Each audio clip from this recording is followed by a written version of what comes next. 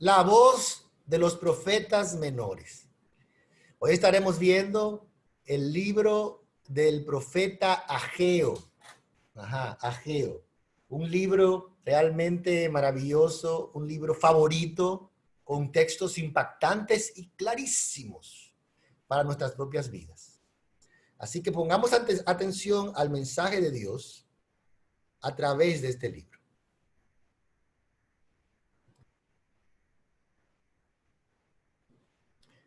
La voz de los profetas menores. El profeta Ageo en el día de hoy. Y como es costumbre, vamos a recitar una vez más nuestro texto clave a la cuenta de 3. 1, 2 y 3. Y les envió profetas para que los volviesen a Jehová, los cuales les amonestaron. Mas ellos no los escucharon. Segunda de Crónicas, capítulo 24, versículo 19. El libro de hoy es el resultado de lo que ocurrió después del pueblo de Israel no tomar en cuenta la amonestación de los profetas. ¿Ok? Así que en Ageo veremos ánimo del Señor. ¿Cómo es que a pesar de no haber escuchado originalmente el pueblo, haber recibido el castigo de Dios, como veremos, en este momento de la historia del pueblo de Israel, Dios le manda un mensaje y es ánimo. Ánimo del Señor. ¿Ok? Como siempre, estaremos viendo el contexto del libro, la estructura del libro, el contenido del libro, los textos claves, Jesucristo en el libro de Ageo, el evangelio predicado en Ageo y una aplicación práctica con algunas preguntas. ¿Ok? Esa es nuestra estructura básica de cada clase. Así que vamos a comenzar con el contexto del libro de Ageo, que es muy importante.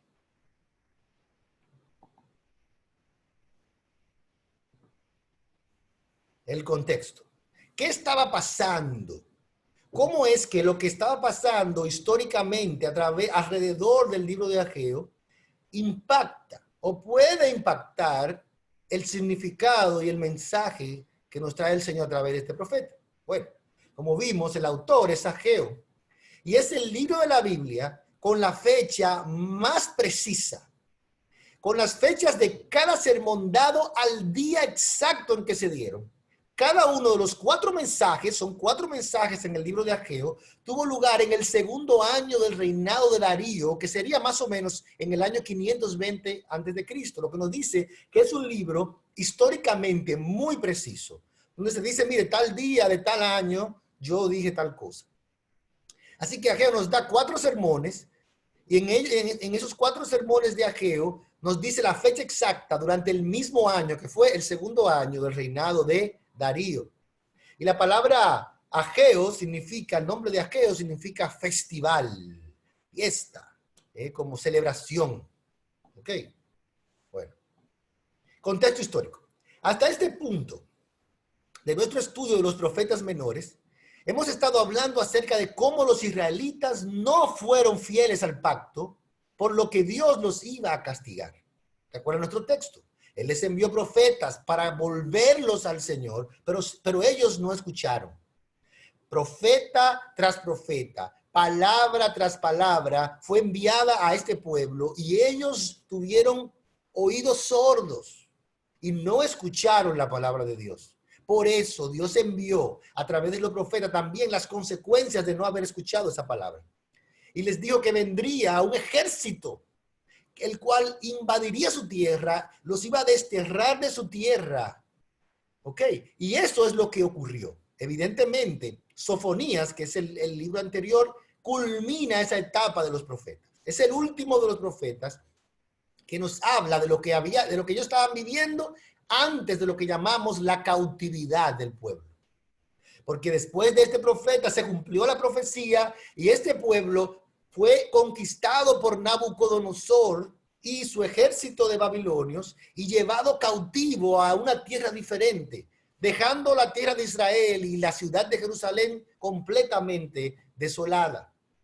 Los judíos habían estado cautivos en Babilonia ya por 70 años después de esto, cuando los persas derrotaron a los babilonios. Ciro, entonces, de los medos y los persas, se hizo cargo de todo y cambió la política exterior. Y en el año 538 antes de Cristo, decretó que los judíos podían regresar a su tierra natal y reconstruir el templo. Así que, al fin y al cabo, se descubre que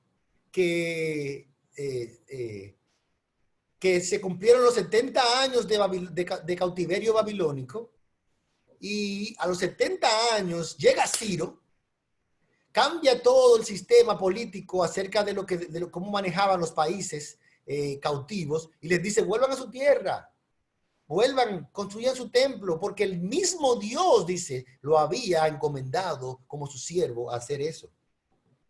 Ok, así que, miren, es lo que dice Jeremías capítulo 25, como decía en el Nuevo Testamento, y todo eso ocurrió para que se cumpliese lo dicho por el profeta Jeremías en el capítulo 25, versículo 11, donde dice: toda la tierra se convertirá en una desolada tierra baldía.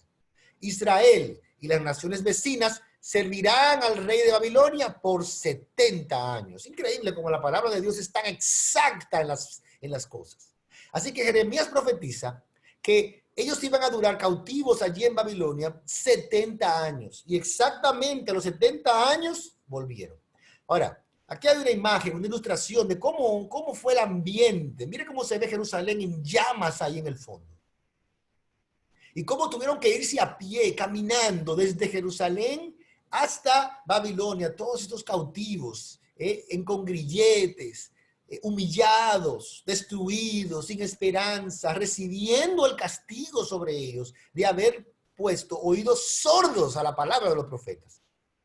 Hermano, nosotros tenemos que aprender de esto. Dice, una de las características del carácter de Dios es que Él es lento para la ira, es grande en misericordia. Si Él es lento para la ira, sin embargo, Él no toma por inocente al culpable. Y tarde o temprano la maldad alcanzará al malo, como ocurrió con Israel y con Judá. Fueron llevados cautivos por 70 años. Sin embargo, a los 70 años, leemos en el libro de Esdras, capítulo 1, versículo 1, lo que ocurrió. Dice: en el primer año de Ciro, rey de Persia, el Señor cumplió la profecía que había dado por medio de Jeremías. Movió el corazón de Ciro a poner por escrito el siguiente edicto y enviarlo a todo el reino.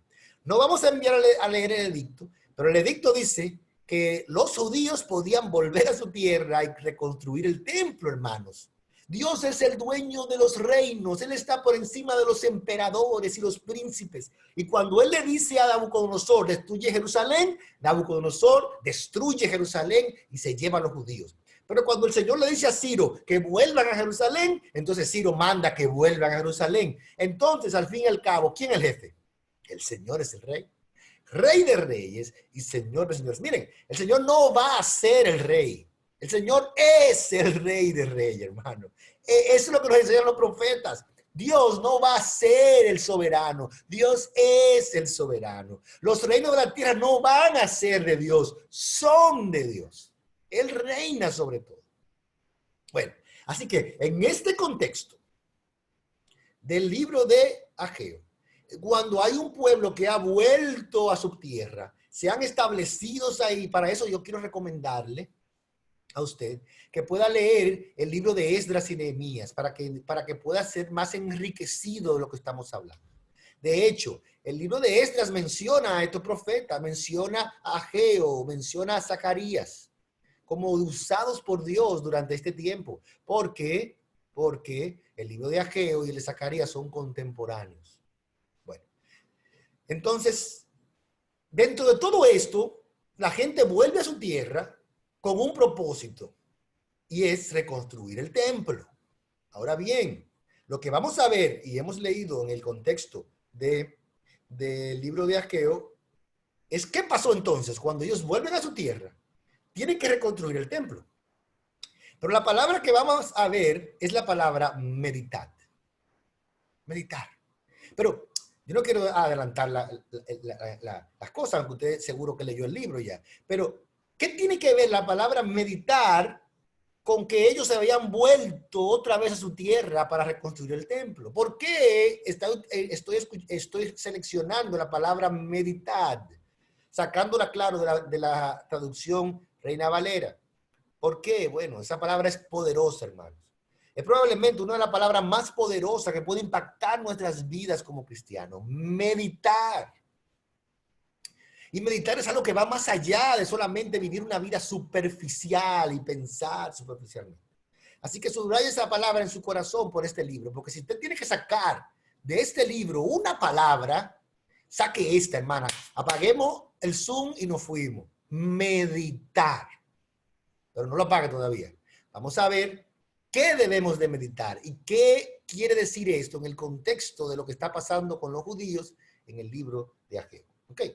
Vamos a ver la estructura del libro de Ageo. Vamos a preguntarle a Radamés. Radamés, ¿cómo está estructurado el libro de Ageo? ¿Cómo está estructurado? Está estructurado muy claramente a través de 4 sermones. ¿Ok? Y cada sermón se le presenta su fecha. Él dice, este fue dado en tal día, tal, del segundo año reinado de Darío, etcétera, etcétera. El primer sermón tiene el tema de reprensión. El segundo sermón tiene el tema de motivación. El tercer sermón tiene como tema la santidad y el cuarto sermón tiene como tema la promesa. Es un libro hermosísimo en su estructura para nosotros poder aplicarlo en nuestra vida. Mire, solo el poder ver esas 4 cosas son hermosísimas. Reprensión, motivación, santidad y promesa. ¿Ok? Así que comencemos a ver nuestra primera parte. Contenido del libro de Ageo, el profeta Ageo. Sección número 1, primer sermón, reprensión.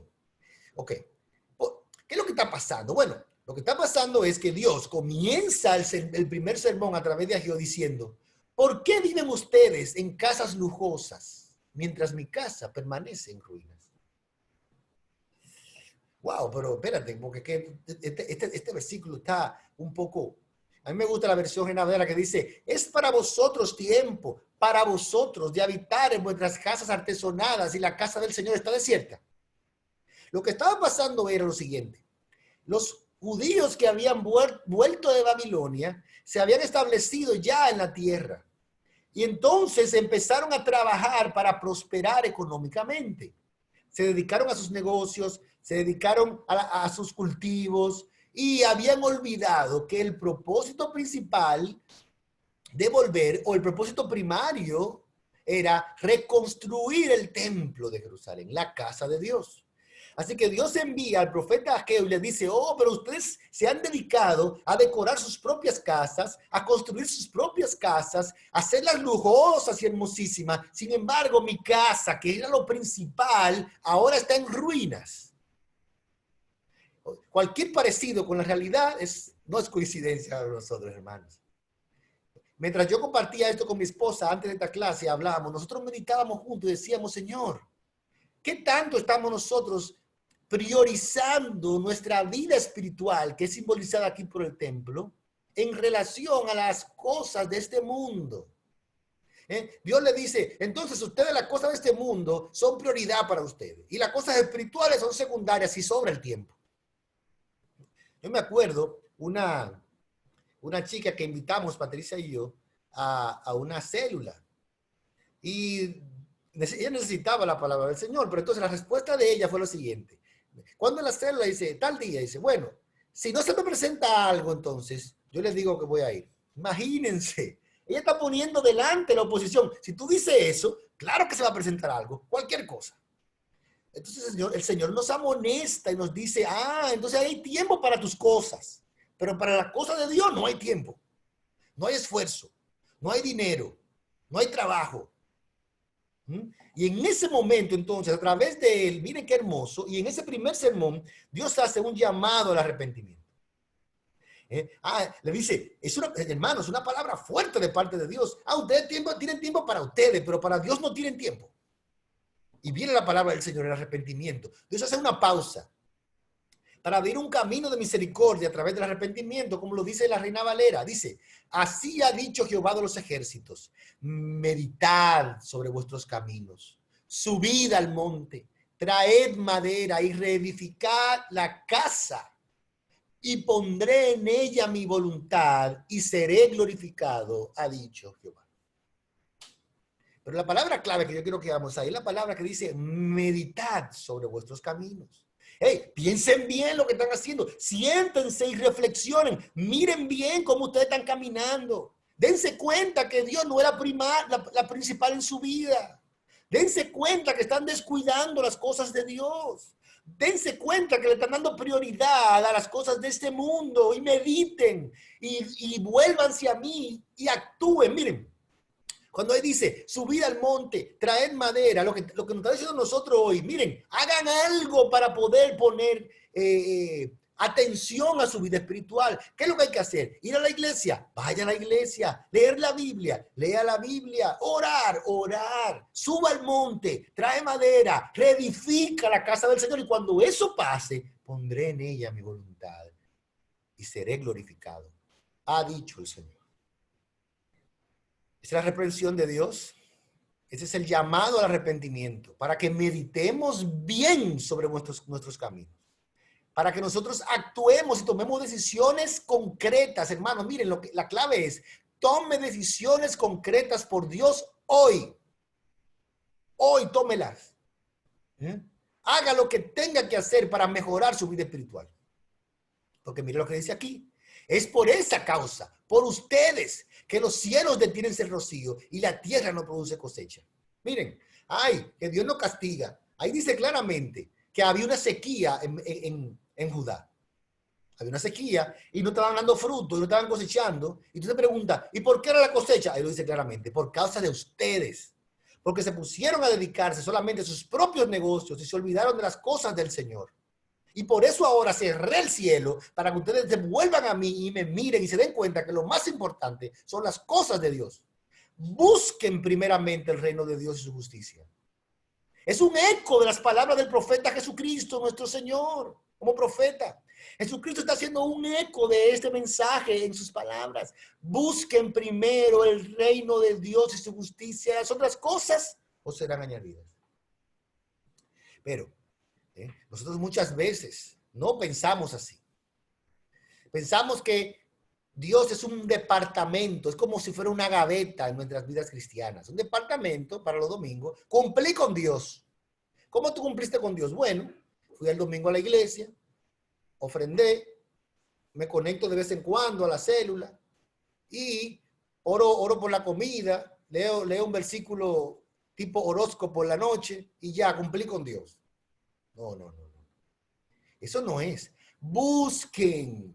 Una cosa he demandado al Señor. Esta buscaré, que esté yo en la casa del Señor todos los días de mi vida. La casa de Dios evidentemente era una prioridad para David, lo era para Jesucristo y para nosotros. ¿Cómo es eso? Evidentemente para este pueblo no era una prioridad.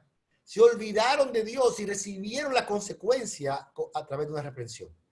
Pero por la gloria de Dios, por la gracia de Dios, por la misericordia de Dios, en este caso particular, el pueblo mire cómo respondió.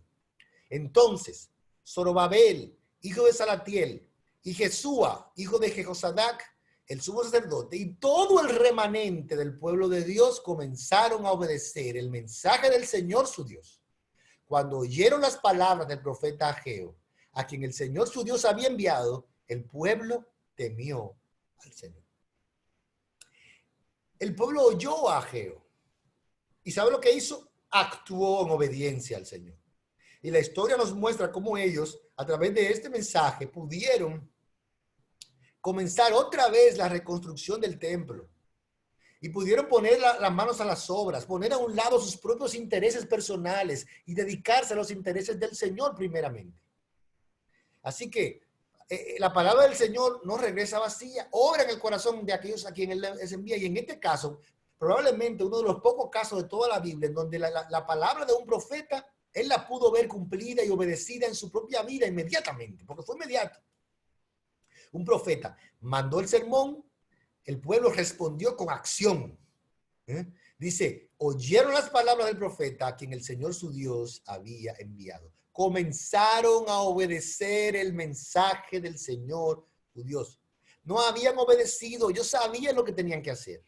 No era nuevo para ellos. Ellos oyeron la reprensión de Dios de su desobediencia y cómo Dios estaba tomando en cuenta su desobediencia para darle consecuencia. Y se dieron cuenta por la convicción del Espíritu Santo de que debían dejar atrás sus propios intereses y dedicarse a las cosas del Señor. Así que ese es el final del primer sermón, ahí termina.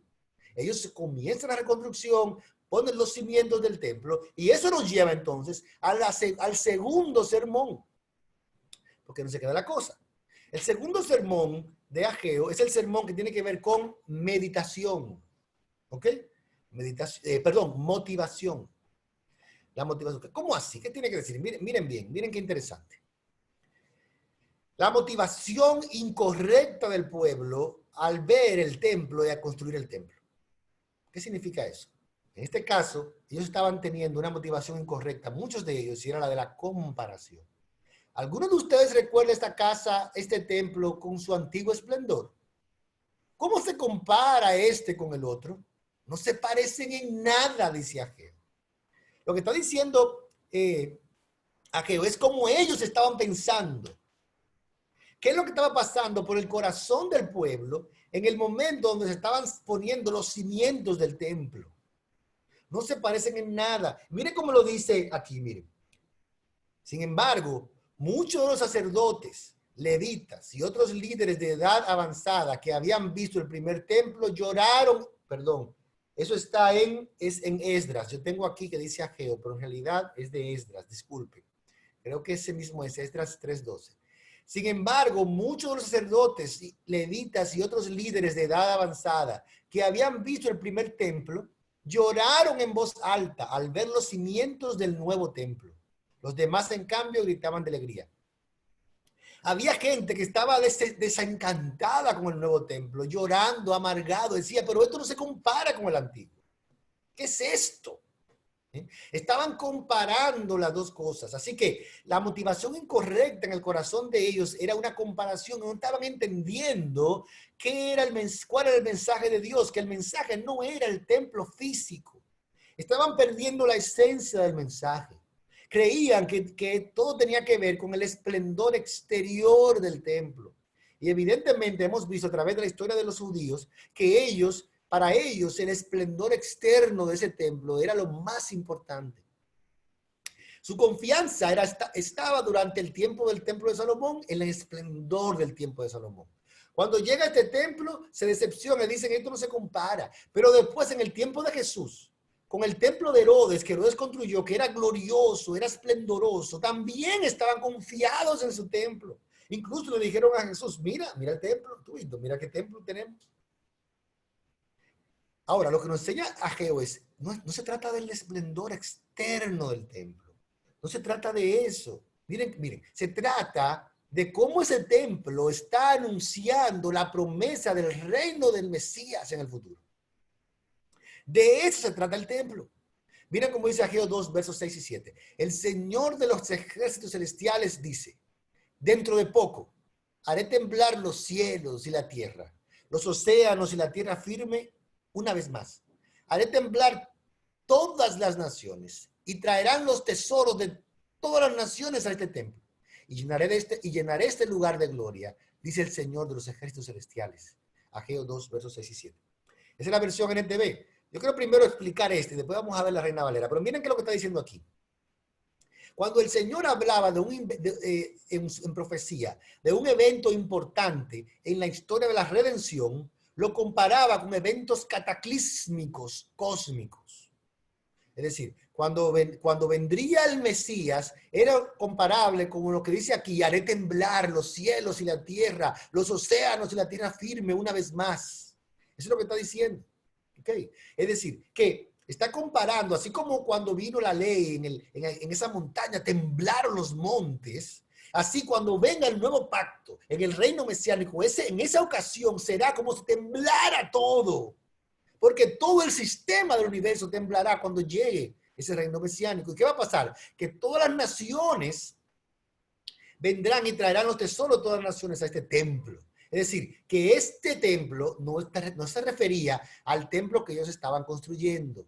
Estaba apuntando a otro templo. porque iba a ser un templo glorioso. Él está diciendo que todos esos tesoros representan la gloria y el esplendor que tendría ese templo, mucho más de lo que ellos nunca se imaginaron.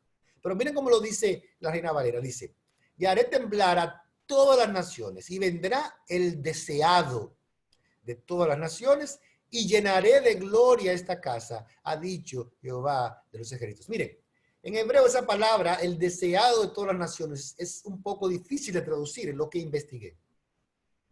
Es decir, si la busca en otras versiones como la de las Américas, se dará cuenta que hablará de el deseo de las naciones y vendrá el deseo de las naciones o las cosas que atesoran y valoran las naciones.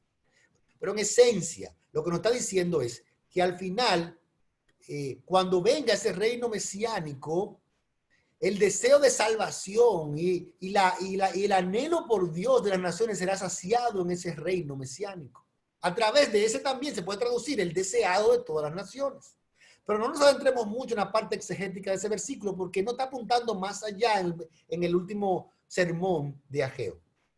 Mire cómo dice, que además, y ahora quiero poner énfasis en la otra frase que dice al final, llenaré este lugar de gloria, dice el Señor de los ejércitos. Y otra vez apunto a la Reina Valera que dice, este templo, este lugar, no se refería a ese templo físico, porque evidentemente después ese mismo templo que yo escribí, construyeron pequeño, que lloraron de vergüenza por lo simple que era, después fue sustituido por el templo de Herodes, mucho más glorioso. Y esta profecía no se refiere al templo de Herodes, se refiere a otro templo. Así que ellos, a lo que está tratando de decir Ageo, escúcheme bien para poder resumir, es que, miren, yo quiero que ustedes construyan este templo, pero yo no quiero que ustedes crean que mi plan se trata del templo físico. Yo quiero que ustedes entiendan que al construir el templo estoy apuntando a una gloria mayor de otro templo que viene. ¿Ok? Pero bueno, mientras tanto, nos lleva al tercer sermón, porque esto se va a cerrar en el último sermón. Y es el tema de santidad. ¿Ok?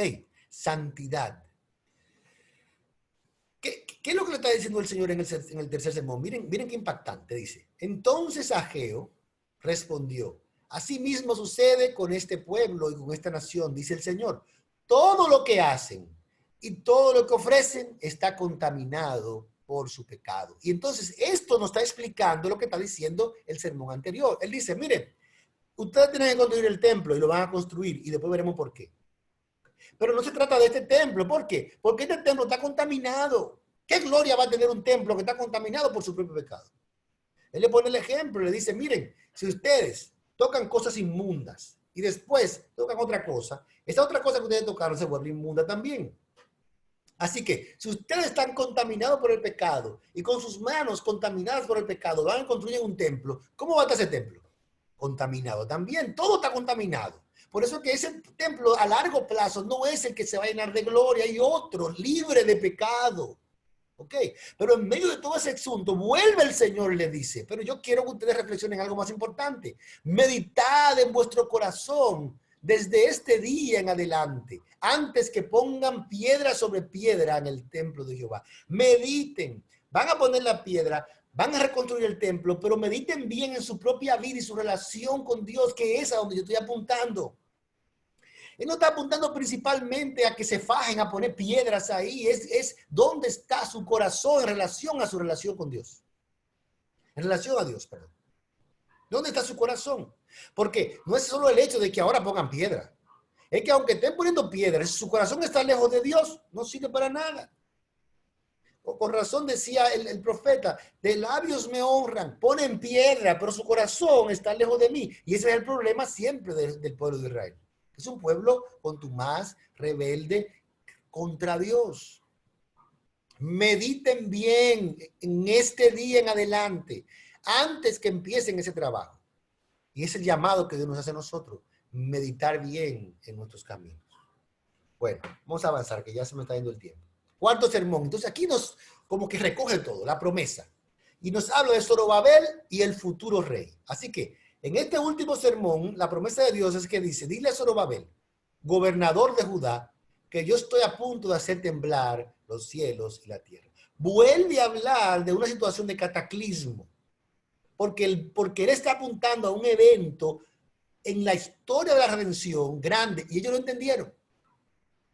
Así que lo que están recibiendo este mensaje, en su mente pudo haber pasado, espérate, dile a Zorobabel.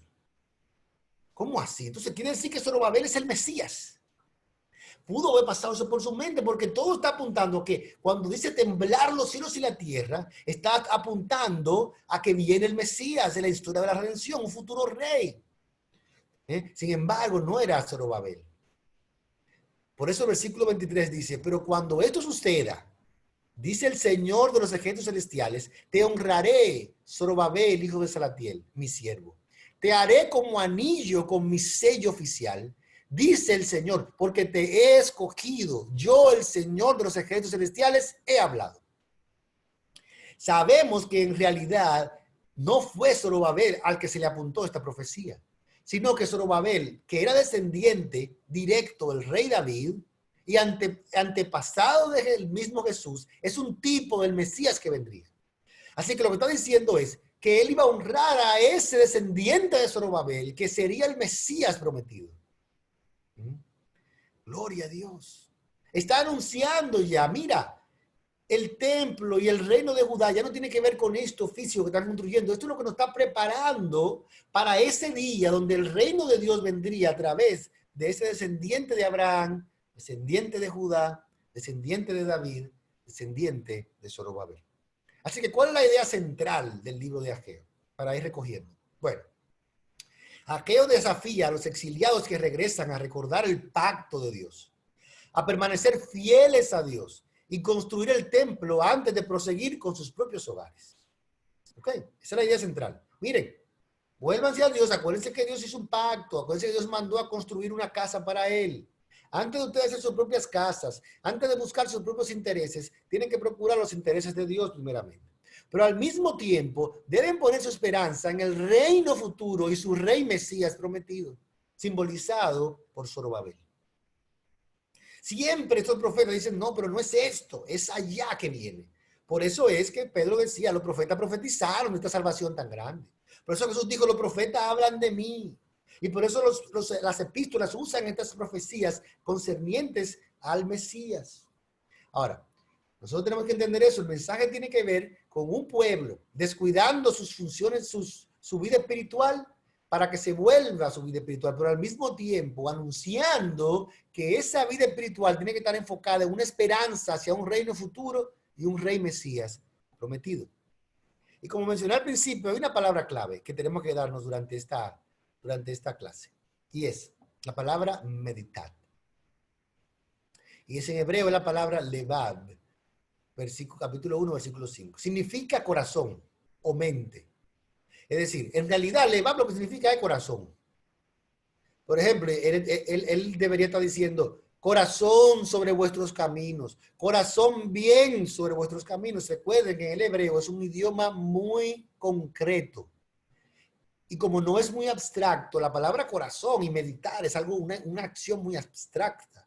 Así que ellos usan una palabra concreta como corazón para significar una acción abstracta que es meditar. Lo que nos lleva a decir es que meditar es una acción que hacemos a lo interior de nosotros. Y es una acción que debemos de hacer como cristianos continuamente. Meditad, meditad, meditad, meditad bien sobre vuestros caminos.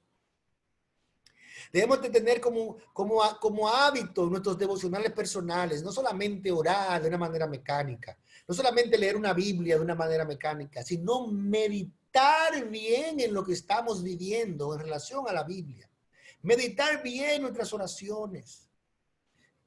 Es un contraste, dice aquí, con el hombre exterior, que solamente se lleva de las cosas que ven sus ojos. Describe la disposición completa de la persona interna que puede discernir, dedicarse al Señor, buscar al Señor. Y esa es la palabra que envuelve el mensaje de Ageo. Meditad bien sobre vuestros caminos. Bueno, algunos temas teológicos que vemos en el libro de Ageo, temas delicados a nivel teológico, así que vamos a tratar de abordar. Lo primero es el tema del templo. ¿A qué templo se estaba refiriendo Ageo en realidad que se iba a llenar de la gloria y que su gloria iba a ser la más grande de todas? ¿A cuál templo? Miren cómo dice Juan capítulo 2, versos 19 y 21. De acuerdo, contestó Jesús. Destruyan este templo y en 3 días lo levantaré. ¿Qué dices?, exclamaron. Tardaron 46 años en construir este templo y tú puedes reconstruirlo en 3 días. Pero cuando Jesús dijo este templo, se refería a su propio cuerpo. ¿Ven, hermano, cómo se conecta el Nuevo Testamento con el libro de Ageo? En realidad, la profecía de Ageo está diciendo, construyan este templo, es necesario y veremos por qué. Pero no crean que tiene que ver con este templo físico. Estamos hablando de otro que viene, es Jesucristo, el templo. Este cuerpo es su templo. Él es el tabernáculo de Dios con los hombres, ¿se acuerda? El habitáculo de Dios. No habrá templo aquel día porque Él mismo estará con nosotros. Él será el templo. Él es el templo. Y nosotros que somos su cuerpo, también estamos unidos a Él como templo del Espíritu Santo, como piedras vivas que somos edificados como sacerdocio espiritual de Dios. Así que el mensaje de Ageo toma mayor relevancia para la iglesia de Dios hoy cuando dicen, es para vosotros tiempo, para vosotros de edificar vuestras casas artesonadas y la casa del Señor, que es su cuerpo, está desierta. Mediten bien sobre vuestros caminos y actúen, busquen manera, actúen para reedificar, para actuar, para colaborar en la expansión del reino de Dios, del templo, de la edificación del cuerpo de Cristo. Eso es lo que nos está mandando. Ahora, ¿por qué tenían que construir entonces un templo físico? Esa es la pregunta. Si estaba hablando principalmente de ese templo que realmente iba a ser lleno de la gloria de Dios como ningún otro, hablando de Jesucristo, entonces ¿por qué había que construir otra vez un templo físico? La razón es siguiente, la preservación de la descendencia. Es decir, el Mesías tenía que nacer en el contexto del pueblo de Israel, bajo la ley de Moisés y bajo la descendencia física de Abraham. Así que cuando el pueblo se fue cautivo a Babilonia, cesó el sacrificio, cesó el sistema del templo, cesaron los corderos de ser sacrificados, pero el Mesías no podía venir así.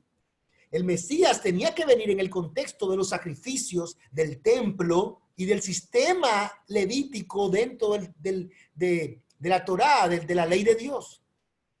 Así que esa fue la razón principal para el regreso del pueblo judío a la tierra de sus antepasados. La preservación de la descendencia de Abraham, Judá y David, para que de él saliera el Salvador de las naciones. Dios había prometido primero que desde Abraham y de su descendencia vendría el Salvador. También había mandado a esa descendencia natural, que es el pueblo de Israel, a un sistema de sacrificios que apuntaban al Redentor. Pero ese Redentor tenía que tener esas dos características. Primero, tenía que venir de la descendencia de Abraham físicamente, pero también tenía que venir a cumplir toda la ley del Antiguo Testamento que era sombra de él. Tenían que haber sacrificios de cordero, tenían que haber un sumo sacerdote, tenía que haber un lugar santísimo, para que a partir de venir el Mesías, todo eso verdaderamente cesara para siempre ya. No había razón de ser.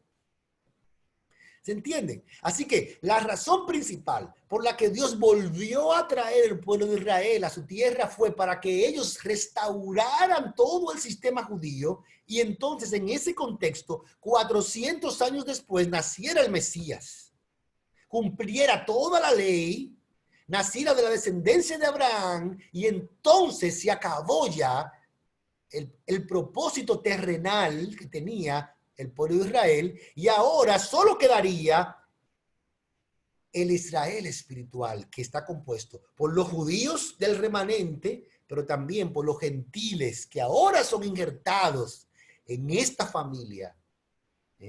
Gloria al Señor. Esa es la razón del retorno de los judíos del cautiverio.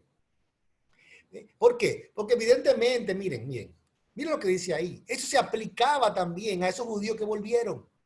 Esos judíos verdaderamente no eran el remanente espiritual de Dios. Este pueblo me honra con sus labios, pero su corazón está lejos de mí. Eso aplicaba también a esa gente que volvió. Se olvidaron de Dios, obedecieron, claro está, pusieron las piedras, pero eso no quiere decir que volvieron su corazón a Él, no quiere decir. Él está apuntando a un remanente, aún dentro de ellos y en el futuro, que sería el verdadero pueblo de Dios. Mira lo que dice.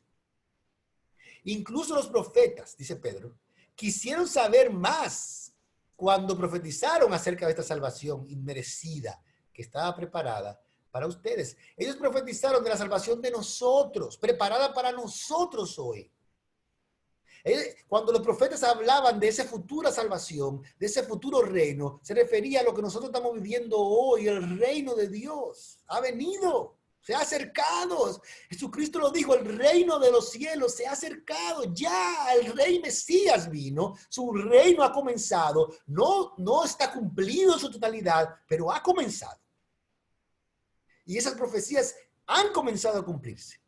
Él es el templo, Él es el Mesías, Él es el rey, nosotros somos su pueblo, nosotros somos su cuerpo, nosotros somos el remanente, nosotros somos piedras vivas que son edificadas como templo de Él. Y en ese contexto es que debemos ver el libro de Ageo, que no podemos, es tan importante en el plan de Dios la edificación de su templo espiritual, que nosotros no podemos poner atención a otras cosas.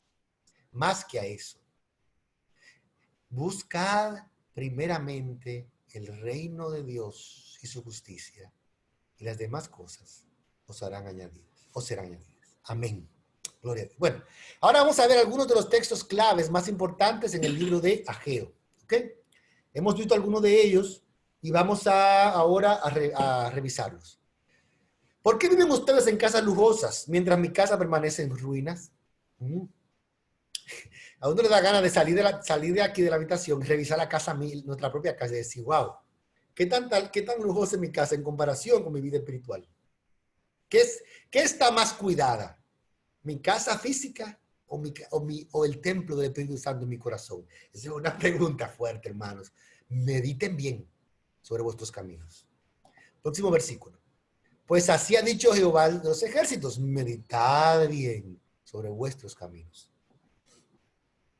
Ageo 1:14. Entonces el Señor despertó el entusiasmo de Zorobabel, hijo de Salatiel, gobernador de Judá, y de Jesúa, hijo de Josadac, sumo sacerdote, y de todo el remanente del pueblo de Dios, y comenzaron a trabajar en la casa de su Dios, el Señor de los ejércitos celestiales. Y este texto en la Reina Valera, en la NTV nos muestra que fue el Señor que despertó el entusiasmo de ellos. Él es el que pone en nosotros así el querer como el hacer por su buena voluntad. Y esta gente fue despertada por Dios a obedecer estas cosas. Eso es muy importante. Pero eso es otro tema. Sin embargo, dice aquí otro texto, así dice el Señor.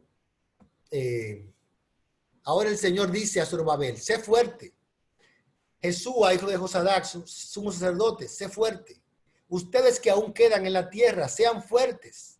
Así que ahora, manos a la obra, porque yo estoy con ustedes, dice el Señor de los ejércitos celestiales. En otras palabras, esta encomienda que Dios nos ha dado de edificar nuestras vidas espirituales, no la vamos a hacer solos. Dios está con nosotros. Debemos de esforzarnos, como Él le dijo a tanta gente, a Josué, esfuérzate y sé valiente, porque yo estoy contigo.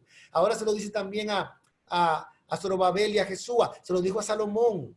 Dios está con nosotros, pero tenemos que esforzarnos. Tenemos que colaborar con el Señor. Esfuérzate, porque yo estoy contigo.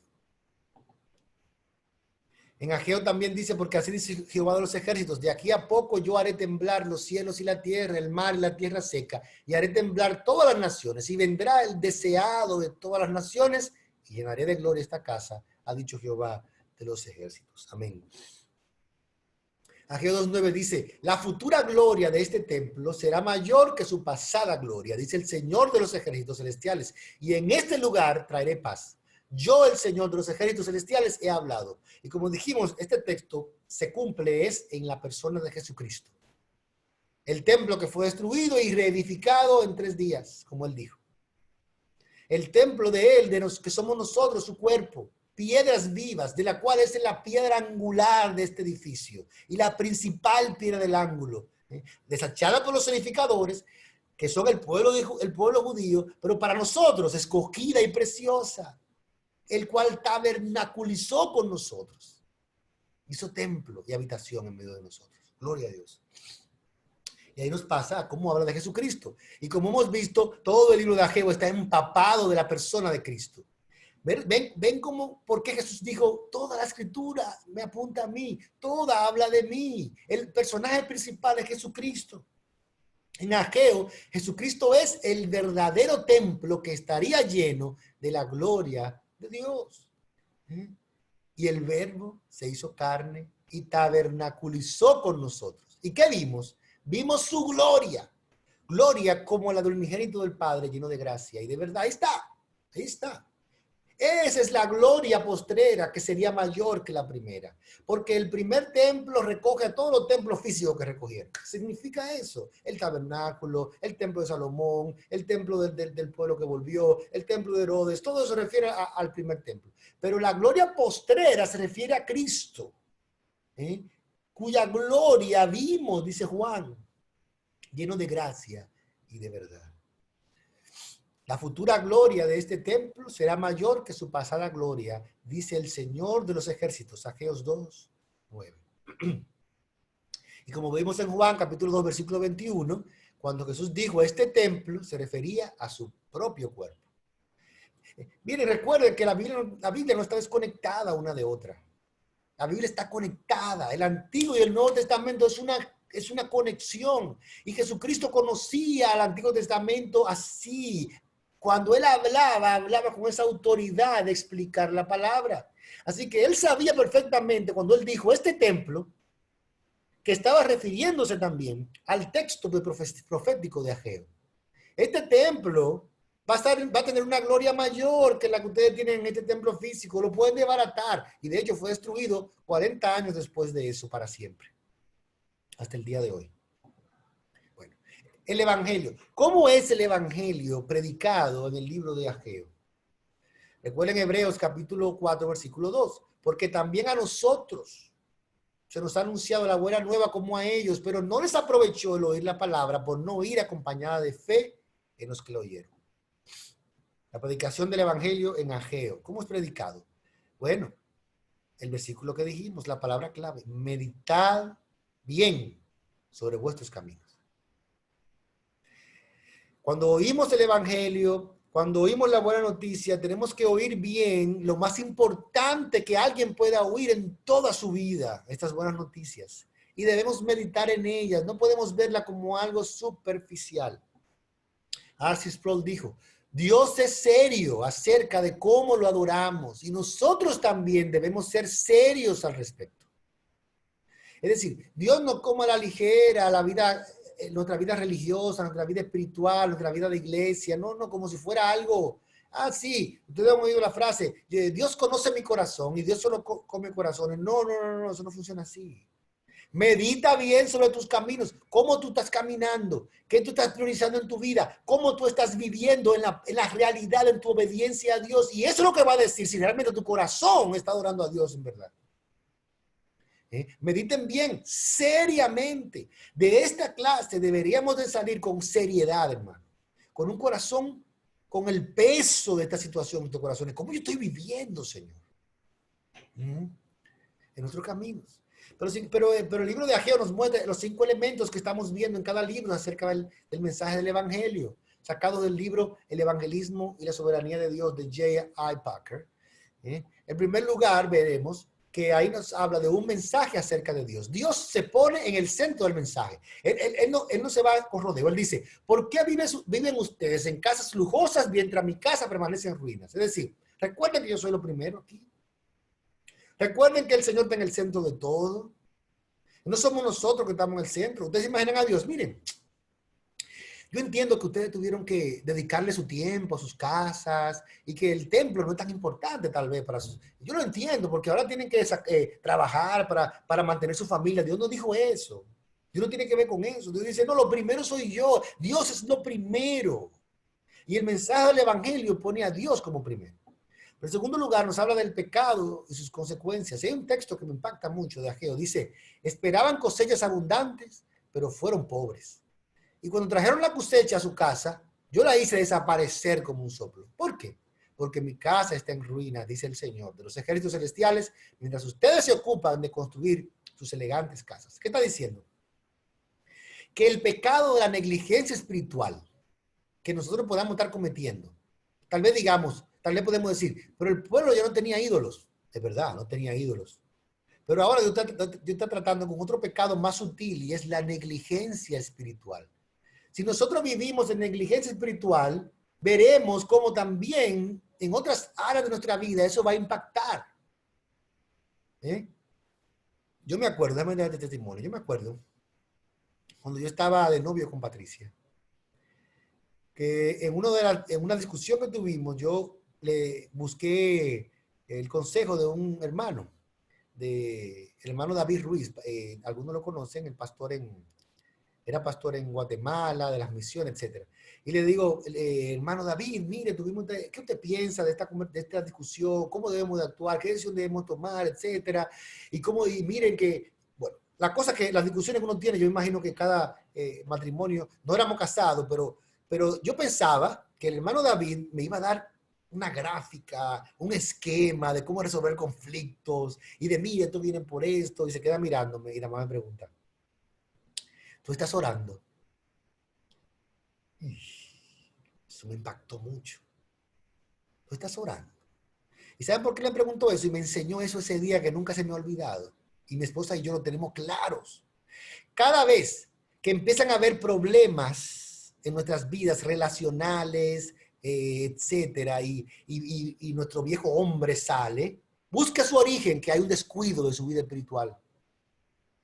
Así que lo primero que debemos de revisar cuando empiezan a haber síntomas externos de conflictos y de pecado, etcétera, es revisar cómo está nuestra relación con el Señor, nuestra edificación de la casa de Dios en lo interior de nuestra vida. Hay consecuencias siempre por descuidar y ser negligentes de la vida espiritual. Número 3, ahí viene Cristo, el descendiente de Abraham. Él será como anillo con mi sello oficial, dice el Señor, porque te he escogido.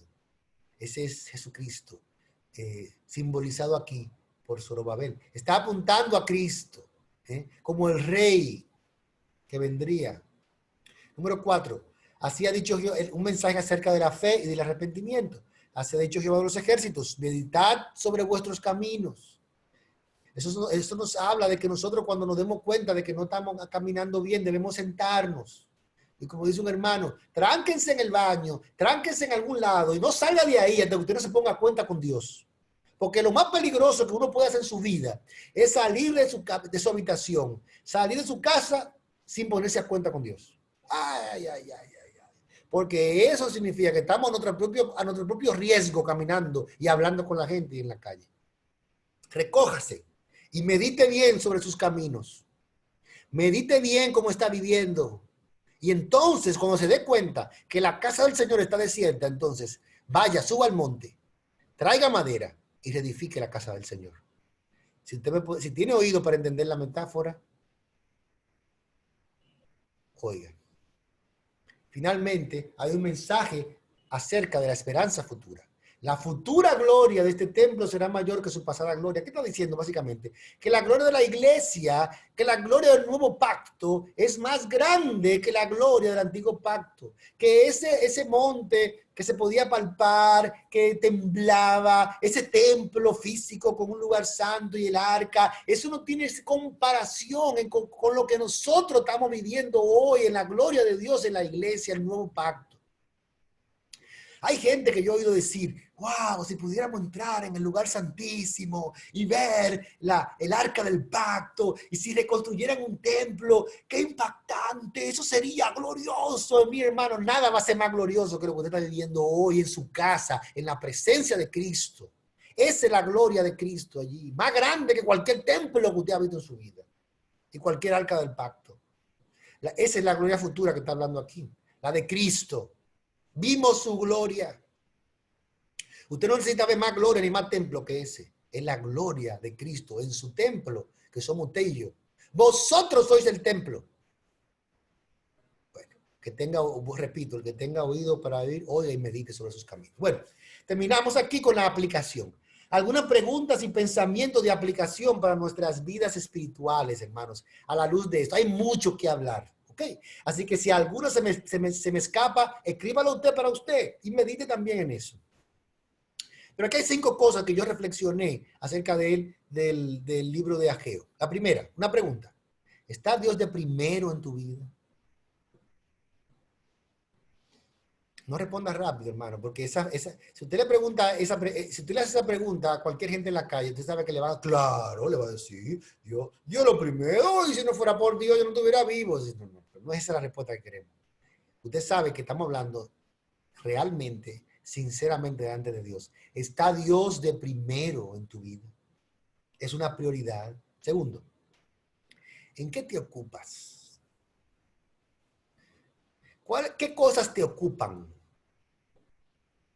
Si tú tuvieras que hacer un inventario de tu tiempo, de tu dinero, de tu mente y de tus sentimientos y corazón, un inventario de en qué cosas, a dónde se va tu tiempo, a dónde se va tu dinero, a dónde se va tu pensamiento, a dónde se van tus sentimientos la mayoría del tiempo, a dónde se fueran a Dios. El Señor dice, medita bien sobre tus caminos, recoge tu tiempo, recoge tu dinero, recoge tu corazón y sentimientos, recoge tus pensamientos e inviértelos en la casa de Jehová, e inviértelos en el reino de Dios. Ocúpate de la casa del Señor. Trabajen, dijo el Señor, no por la comida que perece, sino trabajen por la comida que a vida eterna permanece, la cual nos dará el Señor. Bueno, gloria a Dios. Número 3. ¿Cómo podemos poner a Dios primero y disfrutar las cosas de este mundo al mismo tiempo? Bueno, es una pregunta para meditar. Yo creo que se pueden disfrutar las cosas de este mundo. No estamos diciendo que no pueda arreglar su casa. Eso no es lo que estamos diciendo. Estamos tratando de ver que si arreglamos nuestra casa, ahí no debe estar mi corazón. Que yo no puedo dedicarle todo lo más de mi corazón y mi tiempo y mi dinero y mi pensamiento a las cosas de este mundo antes que poner todo eso primero en el Señor. Se resume lo que dijo el Señor Jesús: buscad primeramente el reino de Dios y su justicia, y todas las demás cosas os serán añadidas. Número 4. Capítulo 1 de Corintios, capítulo 3, verso 16, hace una pregunta. Esta pregunta la hace Pablo, no la hago yo.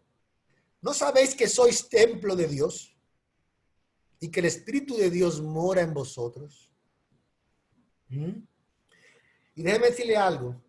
Es cierto que Dios y el Espíritu Santo mora en nosotros individualmente y que podemos decir de cierta manera que somos templo de Dios individualmente, pero la Biblia se refiere a nosotros como templo de Dios de manera plural, como un cuerpo. Somos el templo.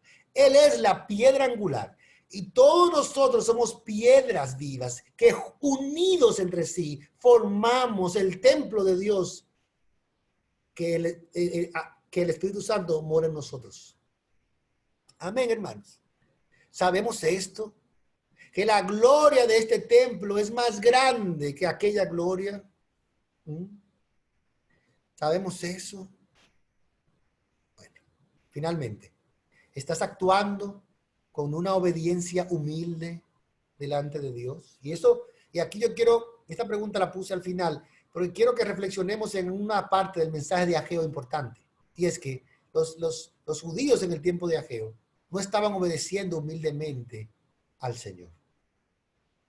Es decir, Dios quería que ellos estuvieran ocupados en reconstruir el templo y ellos estaban ocupados en otra cosa. Así que, ¿estás tú viviendo de manera obediente? Con una obediencia humilde en lo que Dios quiere que tú estés haciendo en tu vida. Que Dios nos ayude, porque necesitamos la ayuda del Señor para esto. Y que así como Él, en aquel tiempo de Ageo, puso el querer y el hacer en ellos, dice que despertó su entusiasmo y su corazón. Quiera el Señor que esto mismo haga con cada uno de nosotros, que ponga el querer, que ponga en el corazón de nosotros el entusiasmo para buscar al Señor con todo nuestro corazón. Y que huyan de nosotros toda la negligencia, la apatía espiritual, y que sea sustituida por el entusiasmo, por la dedicación, por la consagración continua a las cosas de Dios. Amén. Amén.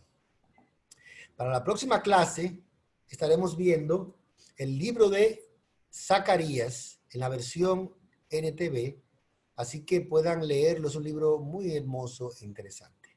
Como les dije, estaremos viendo dos libros, el de Zacarías y el de Malaquías. Si alguien quiere contactarme, por favor, puede hacerlo a través de Instagram o a través de Facebook.